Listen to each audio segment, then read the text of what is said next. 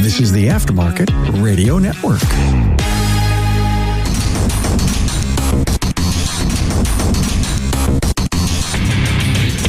Welcome, everyone, to yet another episode of Diagnosing the Aftermarket A to Z. I'm Matt Fonslow, and to start out, I would like to thank our sponsor, Napa Auto Care. Since its relaunch in 2020, the Napa Auto Care member site has continued to evolve to keep members updated on all Napa programs, promotions, benefits, and other information available to help their businesses thrive. If you are a Napa Auto Care member, visit member.napaautocare.com to access the member portal. Not a Napa Auto Care Center? Contact your servicing Napa Auto Parts store to learn more about how to join the Napa family. Today, I have the distinct honor of having a couple of really good friends on. One is a shop manager, do it all. I think if we listed everything he did, we'd spend the whole episode. Clean the toilet and chase the dog down the road, so I've got it pretty much covered. And then if you don't recognize the voice, that's Bryan Pollack. And my other guest is a YouTuber. Not a YouTuber. I hate that word. He is definitely not a YouTuber. He is one of the gems of this profession. I kid you not. Oh, that's why I come back, Matt. You always flatter me. I know. He's so friendly. Mr. Danner to me. Everyone else gets to call him Paul. Yes. Yeah. I'm pretty sure I saw the other day that your name is Paul. Actually, I saw it posted on the or Dan. Or Dan. Caleb was messing with me. Yeah. I thought your first name was Scanner. It's Scan. Scan? It's Scanner, but my friends call me Scan. Yeah, Oh my gosh. Paul, you don't have any cold weather down there like I have up here, huh? Yeah, it snowed today. Like I was really? going to take a picture and post it too. Like, hey, winter finally visited Pittsburgh, PA. You know, it's just a beautiful snow. It was very short, like nothing. It melted already on the ground, but I mean, it was beautiful. We had enough to get the snowmobile around and ride the kids around the yard. And yeah, I saw that clip. That looked cool. Your kid liked that. Oh yeah, she loves it, and it was nice too. It was like in the mid 30s yesterday, so it was good to get out. Just go do. Yeah, it didn't even look like you guys were wearing coats, man. I was wearing a hoodie, and I'm pretty sure she had her pajamas and like a windbreaker on. That was sweet. We're from the Great White North. This is one of the first years in a while where I think the snowmobiles would have struggled on the trails without the groomer. The snow is that deep. Yeah, we had a super light year. Our snowmobile trail, local. Now the trail's goofy because guys throttle jockey it and blow off all the snow off the trail. Our local trail, the marked portion maintained by the snowmobile club, has been open for 8 hours this year. My boss went and bought a brand new sled, so that's how that works, you know. Well, Bryan brought us together. He had a topic he wanted us to. Brian's leading the show then tonight. Ooh, I don't know that. Alphabetical order, so you're it. Do we want to go into that subject? We can talk about the alphabet tech or the master tech. I don't know about the term. I don't know about the title. Just in general or from like the ASE perspective? I think in general, at one point in time, I even maybe thought I was a master tech. When you get put in the position where you're the person, like the buck stops here, and the amount of reading you have to do to fix the car. But that's what makes you a master. But if I mastered it, I wouldn't have to read it, Paul. You know how to master the information that's in front of your face. Like maybe I would like to think I'm a master tech, but I literally had to look up if there was an adjustable push rod and a 2009 Cobalt brake booster today. You know what I mean? I saw your test equipment. Yeah, they were like, well, how do we tell if that rod's wrong? I'm like, bring me the old booster. And I stuck my finger in the old booster and I marked my finger with a pen, and I stuck my finger in the new booster, and the new one was a 1/4 inch. The rod was a 1/4 inch further out. So that's why the brakes were locking up on that car. But the term master, I mean, wouldn't it imply that you just know the answer? Don't you feel like that? Or am I missing this by a million miles? It's just a word to me, Brian. Like, it's cool to have a master tech patch from ASE, you know? Sure. But like, I've known master techs, ASE certified master techs that can't fix a sandwich. Me and another guy in the shop, and we're both master techs, and one of us follows flow charts and says, well, the flow chart says this, and the other one says, well, no, we should probably use this as a guide. Mm-hmm. There's missing information here. Oh, I'm not saying that yeah. that makes me the master. I'm just saying the test and the name and the title doesn't really carry that much, to be honest with you. I mean, it does give you a baseline, like Matt says. You can have someone with some credentials. You at least know they can take a test and understand some of the material, like information wise, on a screen. That's important, but it doesn't translate to hands. I don't know what else they would have called it. Yeah, ASE. That's a tough one for me. I believe, Matt, you were responsible for writing some of those questions. Is that correct? You were involved with the really easy ones. Those are mine. Well, listen, let me say this about ASE and the test. As an instructor who's given exams for 17 plus years, right? I understand how difficult it is to write a good question, one that makes you think, right? The last time I took the electrical ASE, I'm like, I'm just going to fly through this. I'm not even going to think much about the questions because I know the subject. I just want to be done. I want to go home. Right. I don't want to be here. Right. And the test forced me to analyze each question. That's a test question that I only wish that I had for my own students. So I will say that about how well they are written. Some people would take issue with that, but I'm telling you, like, I was like, holy crap, these are really, really good questions. I want to be able to be honestly, reasonably critical and yet still be very supportive of what they do. Me personally, that's everybody else. Totally entitled to your ideas and thoughts because I think they all hold water for sure. And I find most of them very logical. The thing is here you have a series of exams where you need to get, whatever it is, 70% of the questions correct to earn that credential. And if you get 8 or 9 of them, you get a piece of paper showing up that says you are now an ASE certified master. And I don't know what else they would call it. In a way, it's a bad title. Okay, if that's so bad, what would you call it? And then we all throw our hands in the air and say, I don't know what to call it. If you pass, you have met the minimum standard of competency, if you will, for that area of repair as set by members of the profession. So ASE doesn't come up with the threshold. It's a group of our peers from the independent world, the dealer world, the OE world, the manufacturer world, the parts manufacturers, like a representative from Standard Motor Products, like Ryan Koyman will be there. They're setting the threshold and the difficulty. What do you have to do to earn their credential? And generally, it doesn't help very much to make the questions or the test that much harder. For some of us that want that title to mean something, Master Tech to hold some sort of weight, we want the questions to be really hard. And the thing is even if you breeze through that electrical test, I think it's A6, you just breeze through it. Understand that you guys are both, I'm not trying to kiss butt or anything like that, very, very competent when it comes to electricity. Most don't. So the pass rate is lower than you would probably think. So breezing through it, yeah, you breeze through it. Why? Because you probably should have. A lot of those questions, you're going to find breather questions trip others up.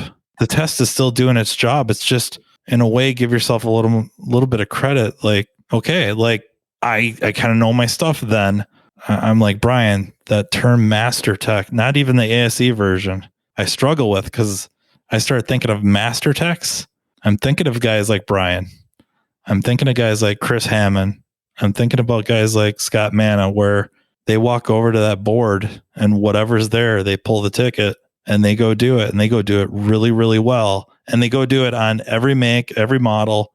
Chris Hammond works on freaking boats. The only holdup on boats is actually service information. My boss had a crank no start. He's got a beautiful Fountain Sport Cruiser, and it's got a 502 in it, and it was a crank no start. And him and I were able to take a test light and a power probe, and in 20 minutes we were able to figure out that the contacts in the fuel pump relay were bad.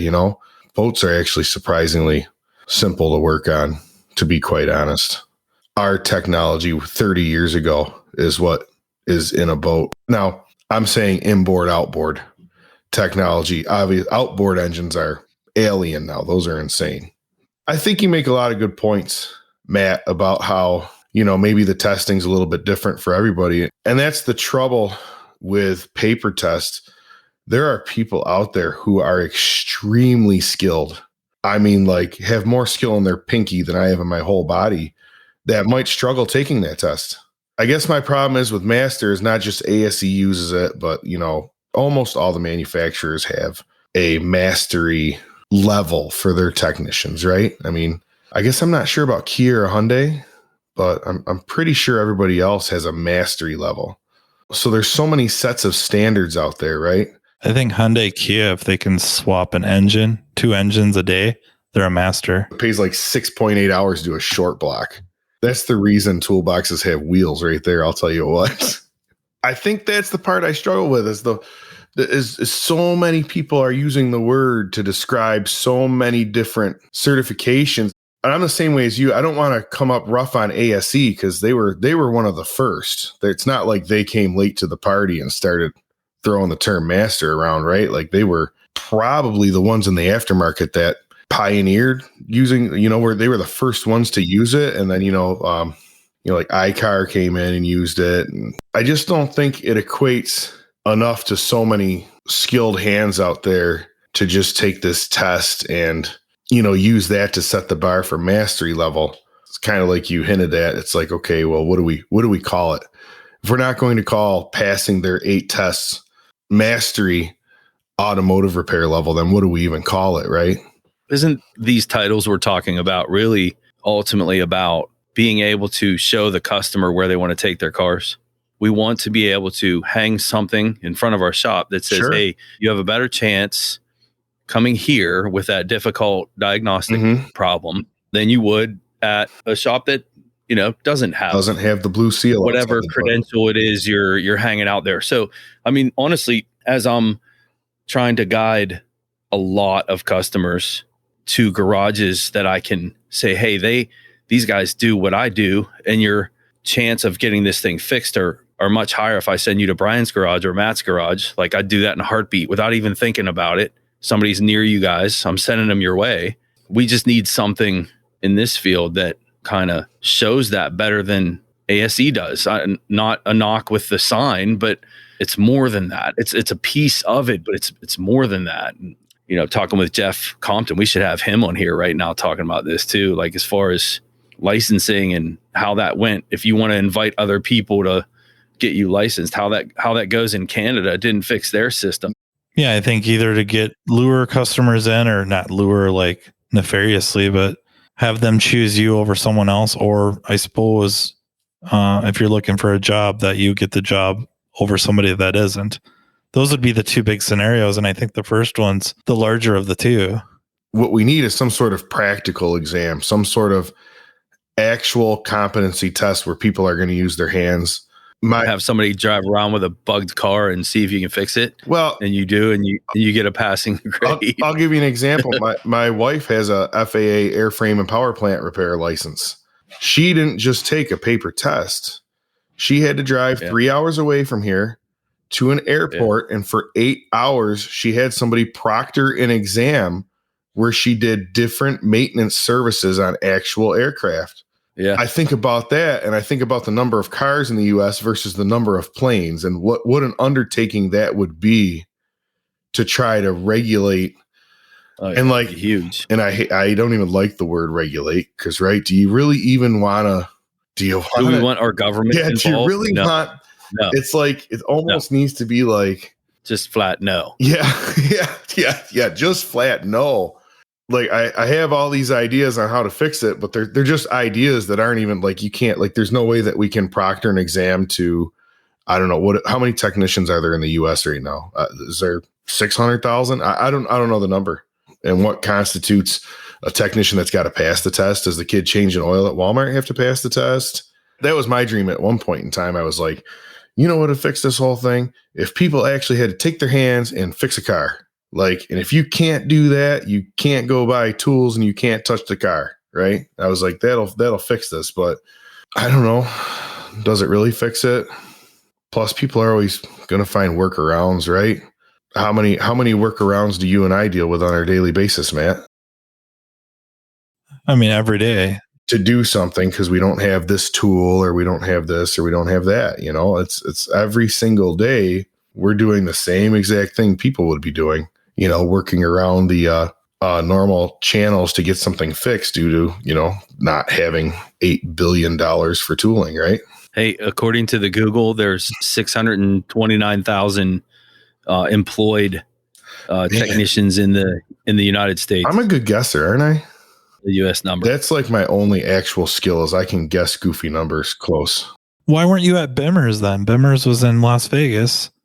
We could hit the casino. You could have guessed the roulette. I can't win any money. I'm not good at Hey, that. in my calculations, that means there's 566,000 parts changers out there. Oh my gosh. You might be a little optimistic. That means there's about 65,000 technicians like the three of us out there. I don't know, man. You want to hop in my truck and ride down to the next 7 shops up the road? It gets a little scary. Like I said, well, the numbers is 1 in 10. I always said 1 in 10 as an instructor in a class of 10. If I could work with one student, I was happy. That was the ratio. Sometimes I'd get 2 out of 10. Sometimes it was 20, but that was the ratio over the 17 years of teaching. So it's not just a number I'm making up. It's a number I saw in the classroom, and I'm just, you know, I see this all over the world, and I don't see it being any different. And Right, I want to say again, it doesn't make me more intelligent. I don't want it to come off like that. There's a certain way that I truly believe that some of our brains are wired that other people's aren't. It's a variable. It's like being able to handle a whole bunch of variables and thriving in it and enjoying it. And I think that's the key. It's like that enjoying part of your brain. And that's why, I mean, we're not all wired for it. Some of us can do it, but we hate it while we're there. We literally, there's nothing you could do to make us like it. It's horrible. We hate it. It's not comfortable for our minds. And there are some of us that really, really enjoy it. And that's why I believe the ratio is so low. Right. So it's not an intelligence factor. It's like, it's like something you're born with. I really believe that. It's a thought process that works well for what I do at work. That same thought process really doesn't work that great at home or anywhere else. So you have to, oh yeah, for sure. Turn that thing off. Stop analyzing. Yeah. A, stop analyzing. B, not everything's a race. And C, you know, there's a couple girls in the house, so not everything can be fixed with logic. Yeah, that's right. We see a problem, we attack it right away. We have like all these X, Y, and Z, like, this is the result of this path and this path and this path, and here's what you want to do. And I agree with you, that does not work. It don't work at home. I even worry your number's too high. Okay, I was feeling bad with like saying that, but I'm worried about it. I am too, Matt. But we need people that can hang parts. You know, we still do. Oh, absolutely. I don't want this to come off like as a superiority type thing, a mental state, because there's things that some of these guys do undercar. There is no way I could do it. There's no way I could do it. I've seen some welds that I'm like, dude, that's amazing. Or like fabrication and the way they think and do things. And there's an art form to it that everyone is skilled differently. And that's another area too. And we're kind of going off the trail here, but like in this field, on what a master is, right? Yeah, a master that not include in mastery. For me, I'm just the electrical guy. Everything else, I am not the master. Watch me do a brake job. It took me a while to master taking a Ford exhaust manifold off with just a torch and no other tools. For decades, though, those are the techs that are paying the bills. Oh, absolutely. They're the ones producing. There's absolutely no condescension or anything towards that, but they get set up to fail when they're given a diagnostic challenge. Do you think the diagnostic jobs, there'd be more people maybe interested if they could stop thinking about the money for a second that they're making with flat rate? You know, I mean, guys are making $33 an hour, but they're turning 140% or 240%. So they're in the 70 some dollar an hour range is what they're making. We need to be billing more for these guys to be able to say, yeah, I'll take that job on, and you're going to leave me alone for 3 hours, and I'm going to make that money. Then that's what needs to happen, in my opinion. I know that's not really the subject here, but I think that would get more of the people involved that are maybe parts changers right now. there's no incentive for them to come to the other side. I think there's still a bunch of guys out there where that is the exact issue, Paul. We have a bunch of younger guys that work at our shop. I am the technician on the floor in all of our buildings. I am the second oldest at 36 years old. There's only one guy working in 3 shops that we have that's older than me working on cars. The old guy at 36. I'm the old guy at 36. So what I can tell you about these young guys, they're not as motivated by money as I was at their age, which isn't like a negative. It's just a generational difference. I don't know. Maybe it's probably better, quite honestly, because, greed isn't that great anyhow. What I wonder, because I just went through this trying to put a truck full of guys together to go to training. And the amount of people I had on my list and what order I had them and like where I ended up taking people was far off of where I started asking. Was I like super fortunate to get in when I did, in the early 2000s where cars were complicated enough where I realized that, holy moly, I better learn something or else this is not going to be good for me. Is it just overwhelming now?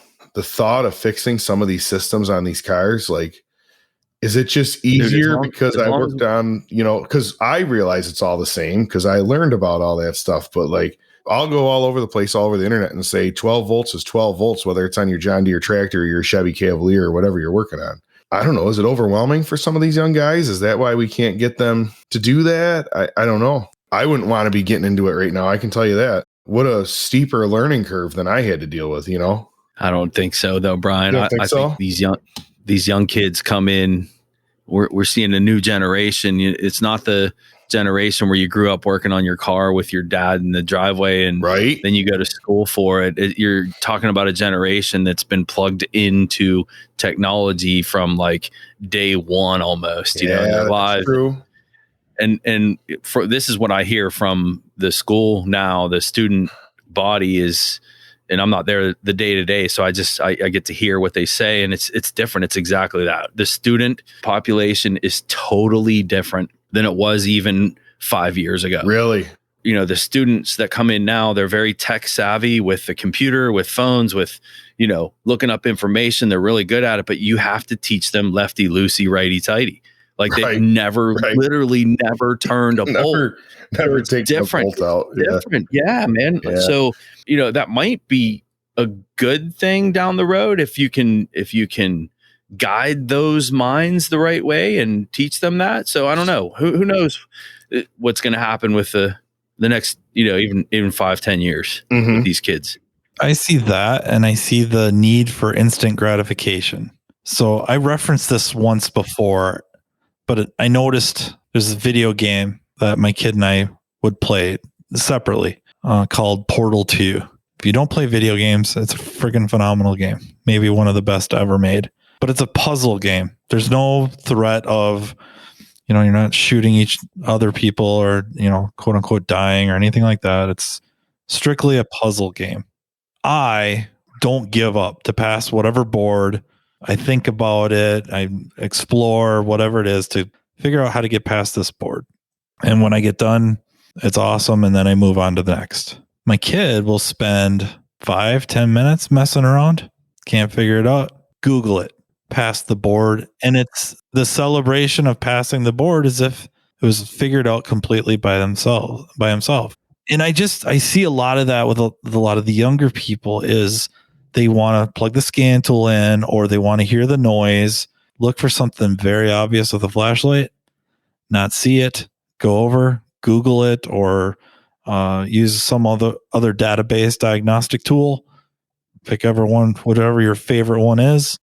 Matt, what a great example that you just gave, because I never thought about it from a detrimental standpoint of you wanting to figure it out on your own. I think all us older heads kind of have that in us. Like the last thing I want to do is Google search what the problem is. Yeah, no thanks. I want to find this problem because I know if I follow my fundamentals, it'll take me there.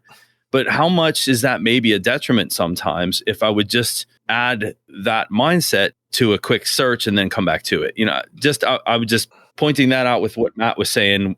They want to go to Google or their favorite database diagnostic tool and get the instant probability. Oh, yeah, the noise is probably coming from the one pulley. Okay. And don't even go look at the car and just walk over to the parts desk or the service advisor and say, it needs this pulley. Okay, that's not good. I was talking about using it to our advantage, you know what I mean? But what do you do when that's not the fix? Or what do you do when they're not doing any work at all and they're just doing that? Like that's not. I've been through that with some guys. The struggle bus is complete pain to them, where I think, I have plenty of rides left on the struggle bus and I don't necessarily look forward to them, but at some point, especially when I start feeling like I'm gaining ground, there's a certain like appreciation to the process or the path to the answer. The understanding of the service info, or there's an appreciation for the journey.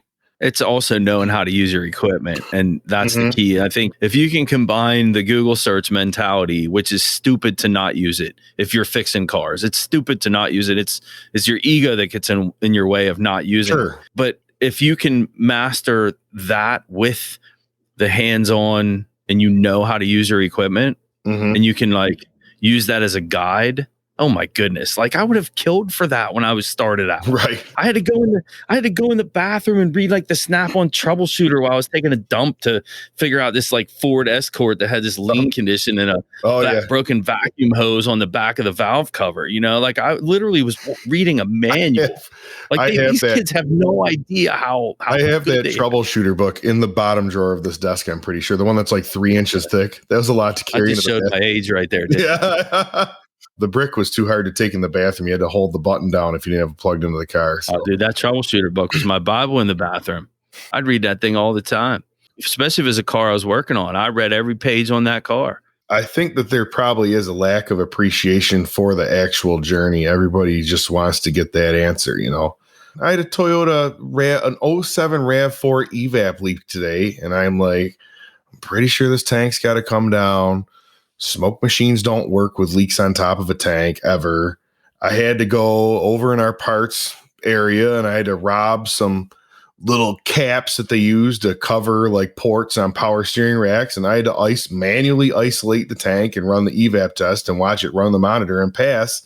So I knew I could tell the customer to take the tank down instead of going on Identifix, which probably doesn't say anything about a tank. It probably says replace gas cap or something, I'm sure. I have a relatively good understanding of Toyota evap systems and how that test works with the vacuum pump.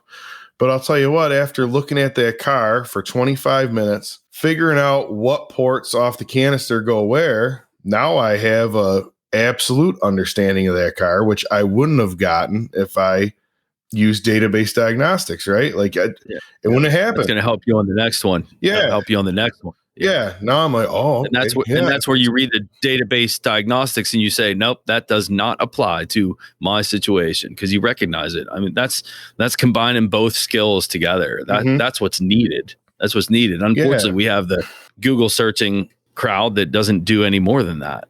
And there's your 50% fix rate on the diagnostics. Yeah. But they're fine with that. Yeah. Well, that part didn't work, so we'll throw this part at it, and the customer pays for it. And I think if the customer gives me all kind of crap because I'm saying you need to pay us for diagnostic fees, but they're fine with the former. You got to charge. You can't afford not to. You can literally bolt pads and rotors on the next bay over, and if you're not getting $250 an hour to do diagnostics, you're losing money. If we're gonna charge the rates that we're talking about charging for doing the proper method, customers need to know where we are. Yeah, that's fair enough. Yeah. Then you can put your master name to it. I'd put a master next to both of you, hands down, for sure. I don't know. I've mastered. Doesn't mean that you've mastered like that particular model and everything about it, but you've mastered the information in front of you, how to attack a problem, how to replace the correct part the first time. When it leaves, it's the first part you changed. It is correct. Like 98% of the time. Yeah. So you missed 2 out of 100. Where do we send customers for that, Brian? Where do they go? Yeah. Because it doesn't exist. It does exist, but how do we find each other and put our freaking plaque out front? Yeah, yeah, that's true. I'm gonna have to have like Master Tech Olympics so we can all get Not we. I shouldn't I say like we. the idea of hands-on, like you mentioned for your wife, having the FAA thing. And I had to do that when I started teaching. I was going to go high school level first, and they made me do an ASE style test, like on paper. And then I had to go in the shop with 2 other like moderators for the whole day. And I did all kind of stuff in the shop to prove that, I knew what I was doing before they'd even consider letting me in the classroom. The high school technical center I went through was so far behind that you and I probably set the timing on the same Oldsmobile 307. But anyways, that was my hands-on. For 98 years, the Napa name has meant quality parts and service. It also reflects top quality training programs to help you build a more successful vehicle repair business. No doubt, the technician shortage is impacting everyone, but you're not facing this battle alone. Napa has the solution by making Napa Autotech training available near you. Napa Autotech provides automotive aftermarket technicians career development opportunities through structured, disciplined, measured, and high-quality technical instruction, no matter the technician or service advisor skill level. This instruction enhances understanding of vehicle systems, increases first-time repair capability, and overall customer satisfaction. This instruction enhances understanding of vehicle systems, increases first-time repair capability, and overall customer satisfaction. It also prepares technicians to become ASE certified. It's a fact technicians who receive training to improve their knowledge and skills have a higher sense of job satisfaction. This reduces technician turnover and increases productivity, directly improving a shop's profitability. It is vital to the success of a shop's business that today's technicians are equipped to diagnose and repair today's complex vehicles. With our ever-changing technology, the technician's knowledge and skills need to be updated and refreshed on a regular basis. As you labor over the decision of whether to send your techs to get their skills sharpened, keep in mind, Napa Autotech training is an investment, not an expense, and it's available to all. Much of Napa Autotech's training is offered in more than one format to accommodate varieties of learning styles and training preferences so each person can maximize their learning. Whether you're more of a hands-on person or enjoy learning at your own pace, Napa Autotech is here to provide you with the training you need in the format that works best for you. To learn more about what Napa Autotech offers, contact napaautotech.com. I was just thinking if there's 500,000 Autotechs out there of ranging positions, a tick under 200,000 of them are ASE certified for something on, A1 through A9. That's the number, 200,000, Matt. That's pretty awesome, actually, if you think about it. That's 1/3, which would make them probably the largest standardized body in the industry, right? So ASE, if they're listening, they should set up what we're talking about. Get some kind of hands-on type thing where we can send these guys to you and have them certified. Then we can hang this different badge in front of their shop. Different one, not blue seal, a gold seal. Something platinum. We need a hands-on one. You'd be able to tell right away. Like a mean one too. Like cut one of the legs off of a fuse type mean. It needs to be some simple stuff too, like a faulty spark plug, or faulty ignition coil, or faulty injector. Like a lot of these guys, they can't even do that. Yeah. Let alone a voltage drop to a starter motor. Bad starter motor cable with the corrosion on the heavy cable. Yeah, I just had one today. Need the starter or not? These are the things that people miss because they're not using their meters. Yeah, I just did that today with one of our young guys, Paul, on a Ram plow truck, and got on the stud on the starter, just like you said, and had somebody in there cranking it. It was down to like 5.2 volts at the stud on a regular fluke multimeter, no scope, nothing fancy, regular fluke multimeter, set to min max, drops to 5.2 or something. And I assume battery voltage was good, so you had this huge drop. Yep, mint.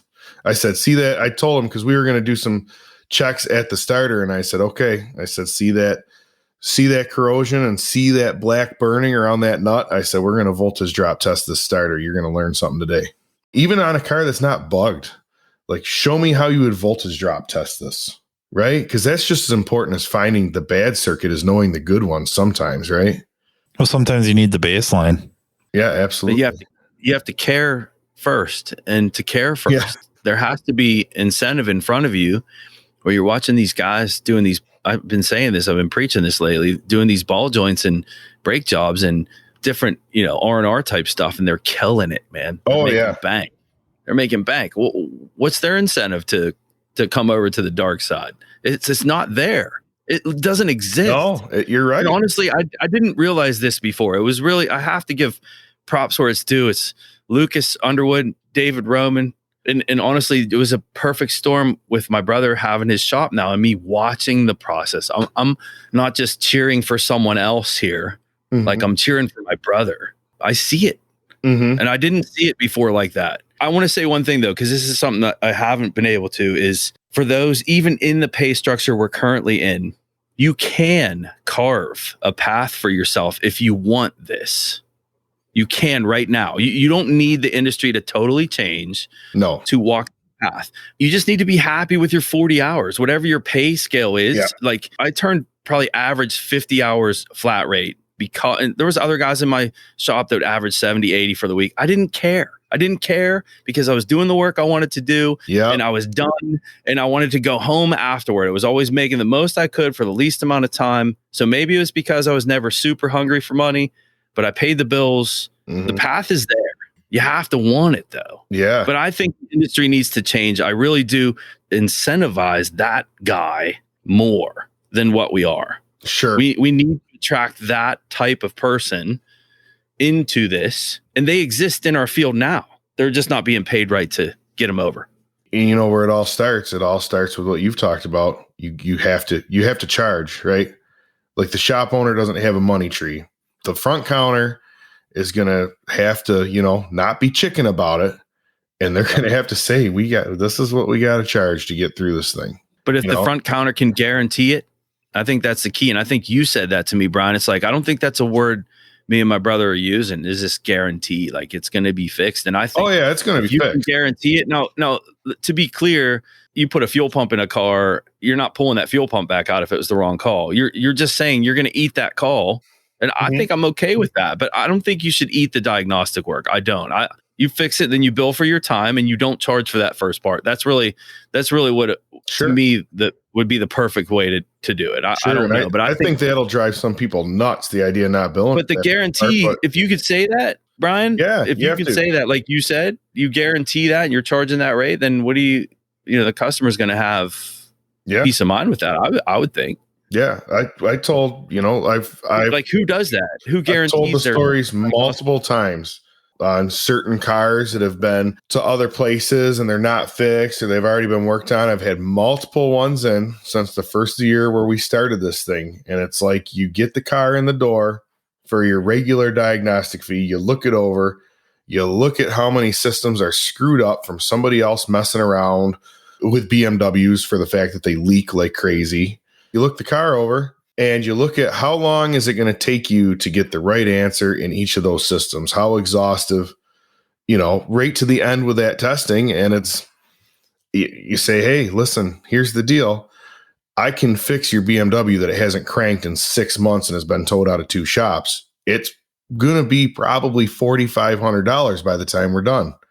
Are you okay with that? And they say yes, and you start working at it. And you don't call the customer back every hour to get more time and all that stuff. You just, and it's not always that much. That was an extreme case. That was a car that was extremely thrashed. I had a Ford Fusion recently where somebody put a battery and a starter in there, and there was some wires that they had tied into the ignition switch, and they were trying to jump power around and everything else. And I was like, okay, I looked at it for a while. Like, okay, so I got to straighten this out. I got to find out why this isn't happening under the hood. I got to find out why the PCM won't run this relay. $1,000, you know what I mean? And we worked on it for 3-4 hours and got a used PCM and put in there, and $1,000, and the car was fixed, And it's about, that's the way it should be.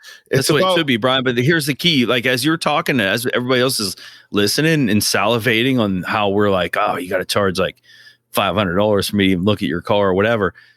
You got to be right. Oh yeah. You can't. Yeah. You have to be right. You can't be Google searching, being like, well, this is what Google said, and I'm going to change this part, and that doesn't fix it. And then on top of that, you're charging the kind of diagnostic fees that we're talking about. Yeah. No. We like to mess around with that, the diagnostic fee or the how we charge for that. Here's an example, and it'll sound like I'm putting myself over. I'm not. I think anybody that's been doing this for a while or hit some training classes or subscribes to Scanner Danner would have done the same thing. I believe it was a 2007 Chevy Silverado 5.3 liter. It's got 3 separate complaints: check engine lights on, SRS lights on, airbag light, and it has a false ABS activation coming up to stop signs or during slow turns when you're touching the brake. All 3 issues diagnosed, collectively, 20 minutes. Left front wheel speed sensor, you could tell it had to be the sensor or the air gap. So corrosion could have built up between the sensor and the reluctor, but we know what the repair is going to be. Left front wheel speed sensor, you could see on a scan tool, just drive 2-3 miles an hour. The other 3 wheels, or really in this one, it was the right front wheel and then the rear axle, the sensors in the diff. Those would all jump up to 3. Left front would stay at 0. And then you just kind of get going a little bit faster and a little bit faster. The other, the right and the rear would jump up 4, 5, 6 miles an hour. Left front might still be 0. And then all of a sudden she surges up, starts slowing back down, drops to 0. The others are still reading. And you can steer and whatever you want. You don't get any jumping around to the wheel speed or the speed on the scan tool. So probably not a harness. Most likely it's going to be the sensor or that air gap. The other thing is the check engine light was on for a oxygen sensor. I think is it P0133, if I remember right. And you could watch it on the scan tool. One side is toggling. You stab the throttle, nothing happens, or it's very little. On a Chevrolet, I'll go one minor step above parts changer and pull the vacuum hose off the brake booster and watch the response of them and compare them all to each other. But that's as far as I'm going. You're the man, Bryan. But you'd stab the throttle and you could get it to kind of act a little bit.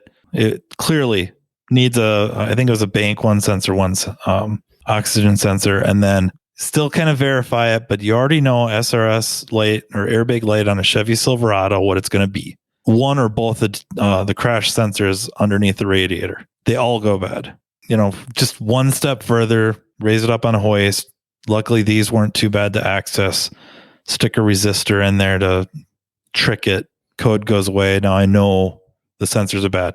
This is all diagnosed, all 3 issues in we'll just say under an hour, but definitely close to maybe a half an hour, 20 minutes.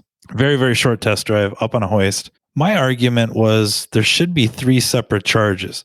I'm not saying the full-blown diagnostic fee, although maybe you could make that argument.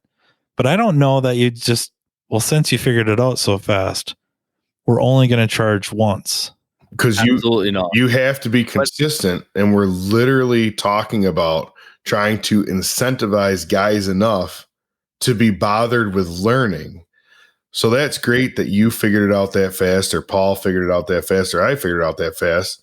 It makes no sense, right? Like, it makes no sense not to charge for it, because the next time, Matt, maybe you don't get that. And maybe one of your guys at the shop gets that, who wants to learn this stuff, right? Who wants to expand his knowledge on these types of problems. Well, what are you going to do? Only charge an hour for it when it's going to take him, say he does pretty well with it, and for very little experience on those things, say he works through it in 2 hours. I'm just over like how fast people do stuff or how slow people do stuff. You know what I mean? It's just like, what is the value of the job? Well, if they brought that truck in, if those 3 things happened at 3 separate times, what would have happened? 3 diagnostic charges. You have an O2 code. Sure. They did. You're ABS right. code, and you have an airbag code. They've had the airbag light for a long time, and then the check engine light came on, and that's been there for a while. It didn't run so bad because it was a slow response, like downstream O2, so no drivability issues. So they've been driving that for a year, and then it now develops an ABS problem where that's why they brought it in. Yeah. Now they have a symptom. Now it's time for state inspection, and you're supposed to do all of that under one. Nope. Yeah. Or even for one. No way. I don't think so. The only thing you could consider is it's the same scan tool, same shop, and same rack, and you had to put it up on the rack, 3 separate charges. So you can discount the other 2 for sure. That absolutely discount them, but those are absolutely 100% separate systems.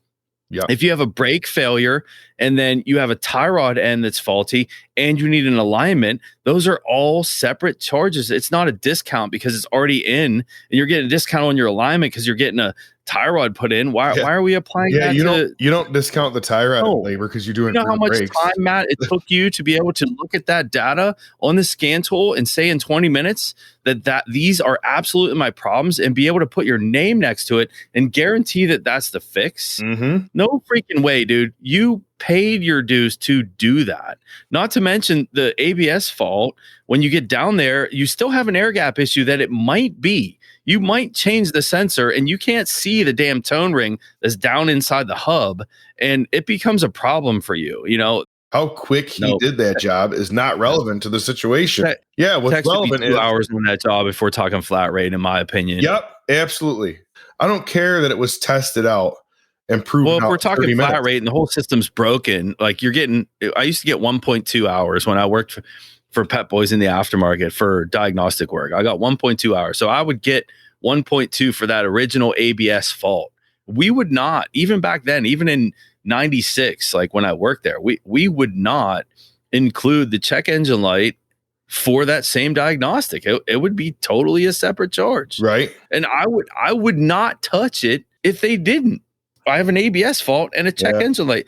They're two completely separate systems. Yep. And then as a shop owner, you're essentially a government. You got your miniature government. You're in charge of redistribution of funds. Of course, some of that redistribution should be going into a technician's pocket. How did I figure that all out? Like I did. Well, it's many, many hours sitting up into the wee hours on IATN. It's many, many hours sitting on my computer watching Scanner Danner videos. It's hours and hours and hours of reading, and thousands of dollars out of my pocket, the shop's pocket, to go to Vision, to go to ASTE, to STX. Name your favorite training provider, or whether it's a big expo or just the once a month classes. How many hours sitting in front of John Thornton in the classroom, and now online? That's how it happened. And experience. Like, how many cars did I get my butt kicked?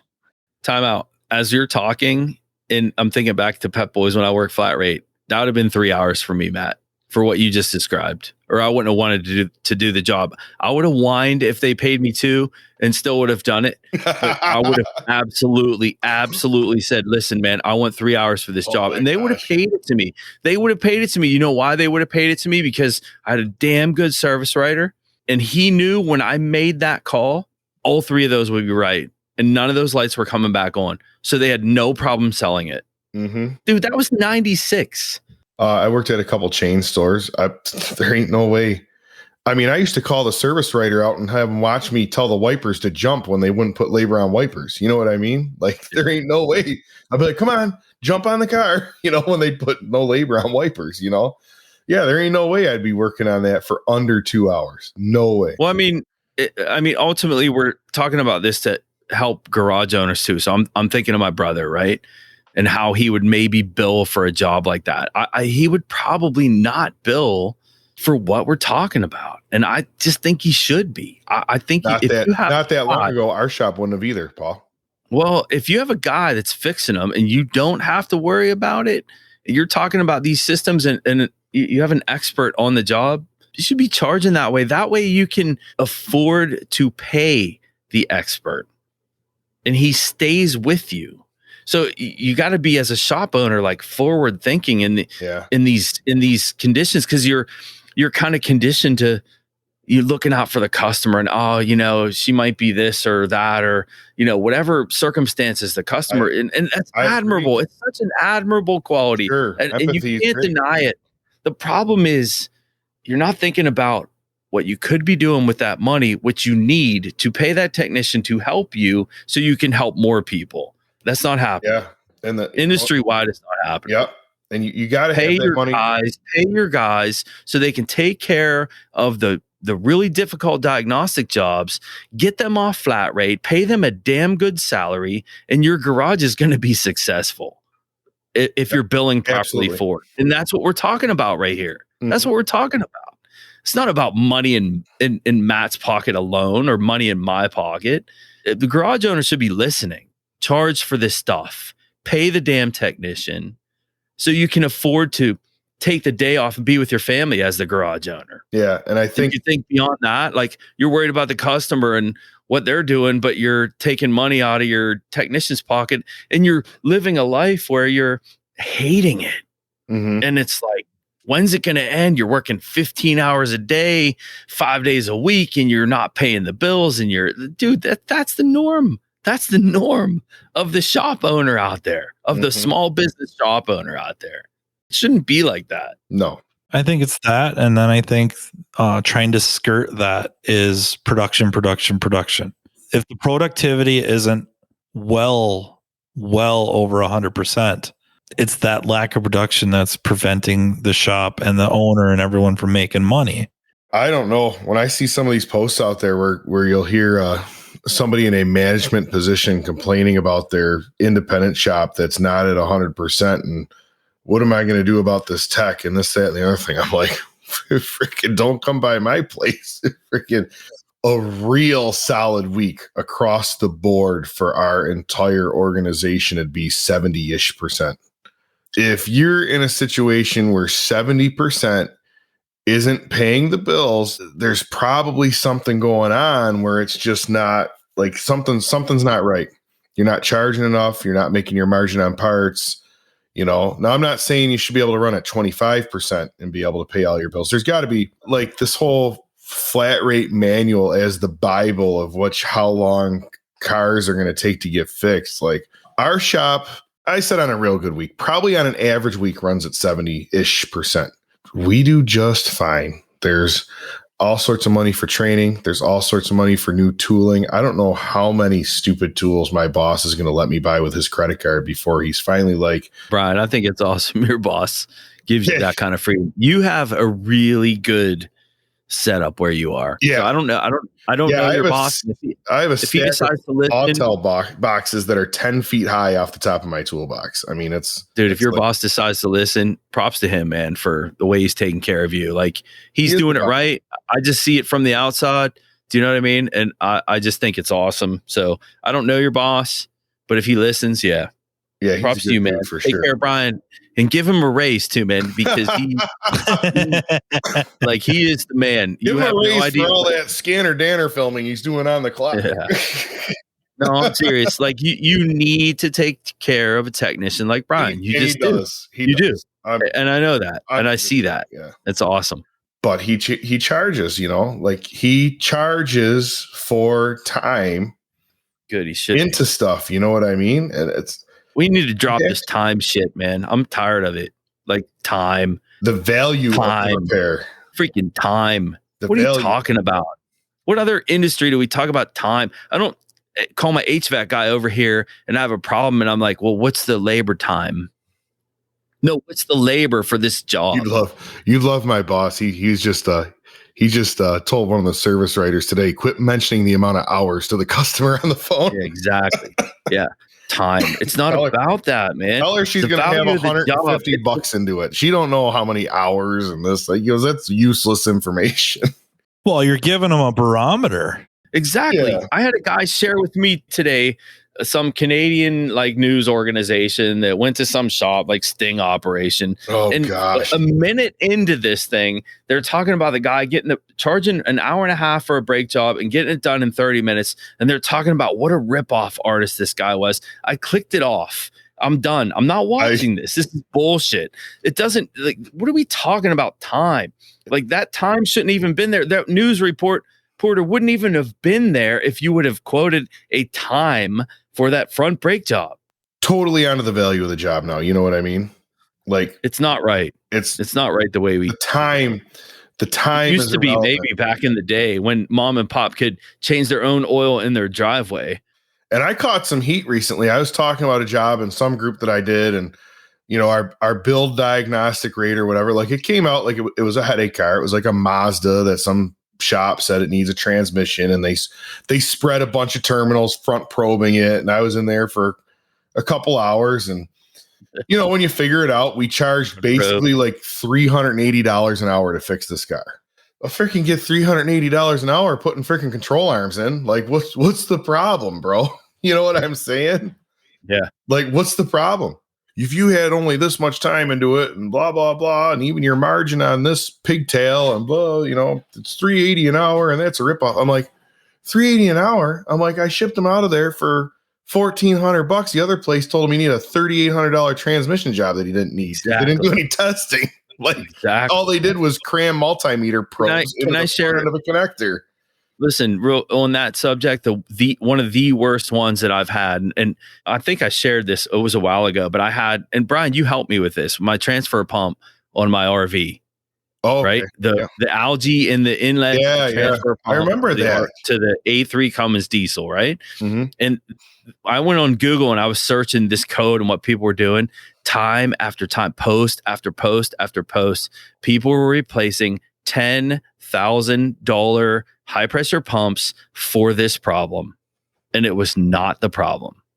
$10,000 to put a freaking air nozzle and brake clean into a port where there was a screen to get rid of the algae on this particular portion that was restricting the low pressure input, setting false codes. That's my claim to fame. False codes, knowing how to go through it. My claim to fame was fixing Tanner Danner's RV over the phone. Listen, that's worth $1,500 all day long. Absolutely. You know how many hours of research I had in learning that system so I could make that call?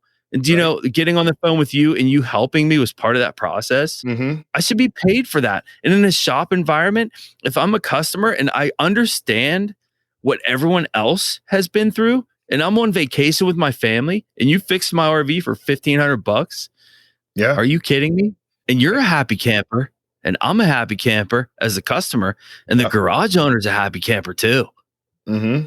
Come on, man. That's what's out there. That's what we're facing. Yeah. $10,000. There's value to that work. There's no arguing it. There's value to saving somebody $95 or $9,000 or whatever the number is, right? There's huge value to that. Huge. You just saved that vacation. Absolutely. And you're worried about research. Oh, I don't know the system because I got to research it and the technician's got to research it. That's what I needed to do to fix your problem for $1,500. I needed to research it because I don't have to research an 8.3 Cummins every day. And I'm not going to research it on my own until I see one. So I want to be paid for it. Yeah. And I should be paid for it. Yeah. And the stuff changes rapidly enough that it's fairly unreasonable to be able to be on top of everything all the time. It's not reasonable. I think Paul's RV brings up interesting aspect, especially with that system. That CAPS fuel pump operates so different than 95%. Like, there's HEUI diesels, there's regular injection pump diesels, there's common rail diesels, and that covers like a lot of your diesels. And then there's this stupid cap system with the accumulator piston and stuff like that. Like how do you that cap system would never be part of somebody's normal training unless they literally worked for Cummins. Listen, man, it's a great example of what we face every single day. Yeah. Especially in the aftermarket. You're seeing things you've never seen before. Absolutely. And so you have to spend that time researching. Otherwise, you're just throwing parts at the car and just like, why are we talking about diagnostic charges? Right. People just don't get it. They don't get it. They don't understand. You plug your, magic machine and it'll tell you what's wrong. And then we got Scotty Kilmer out there freaking telling people all this, like mechanics are thieves. And, he's got 5 million viewers. Yeah. Like he's even from our field. And we're trying to elevate this. And you got this guy spewing crap that everybody believes. Like the masses believe that we are thieves. We're thieves and cars are easy to fix. It's horrible. That's what they believe. We're thieves and cars are easy to fix. We do some parking lot scans to tell the customer the urgency of their situation. We certainly don't diagnose cars in the parking lot, but there's certainly a big difference between a misfire code and an EVAP small leak as far as urgency for engine damage and stuff. So we do some parking lot scans, and the reason I'm kind of not allowed to do them anymore is because when they want to know what the machine says, before I even turn it on, I will hand it to them. And I will point out that they can't even get the thing turned on, much less. One guy said to me, well, what do I do next? I go, I don't know. You're the one that said the machine to tell you what's wrong. You tell me what we're doing next, you know. I have the service advisors do those. They have their own scan tool just to pull a health report. They'll hand it to the customer and for a small fee. And the customer might ask them for advice. And they're like, we're not techs. I can schedule you. We were using small scan tools, but some of these small scan tools, have you ever had one like set a bunch of codes the car didn't have when it showed up there? So yeah, the now X tool D, what is it? D7, D8. They keep advertising to me. Yeah, P606, like module, internal processor fault codes and everything else. So now we just have them go out there with a snap-on modus. I go, just take this. It won't screw the car up. Yeah, I think I got the service advisors top done Phoenix 2s, I think. I want the Phoenix 2 Lite. I want it. Top done. If you're listening, send me one. But like a lot of the stuff you're talking about to me, just I know it's an economics term. I know I've used it many times, but it just really, to me, boils down to credence good. We are a credence good service provider, meaning as the service provider, we know better the value we're providing the client than they can possibly know. And we're not alone in that, but that affects us greatly. And I think we have to learn to approach it that way.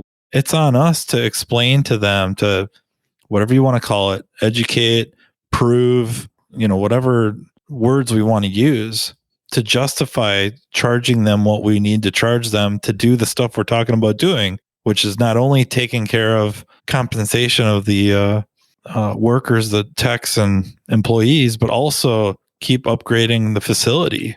Whatever it is, if we're all getting weaker, I don't know. You're competing against these other entities that do a lot of other things with work culture, work environment that we haven't done ever. You should see some of the stuff out there. My wife recently had an interview to do maintenance on little robots that at a greenhouse that farms Korean strawberries. When they were describing the expectations of the job, the work culture was we are so Stone Age. It is unbelievable. They're like, yeah, we, there's some data entry involved. So we have a flex schedule. And, so if you can't make it one day, that's fine. Yeah, you don't work a whole day Friday. You just work a half day from home. And you know what I mean? Like she's like showing me this thing they sent her. And I'm like, how the frick does this place make any money if people can come and go as they please? But that's what we're up against. It is what we're up against. That's a good point, man. How many other industries are paying like what we're paying our technicians? It's ridiculous for what we're talking about. The diagnostic guy, it's a different breed. They need to be paid.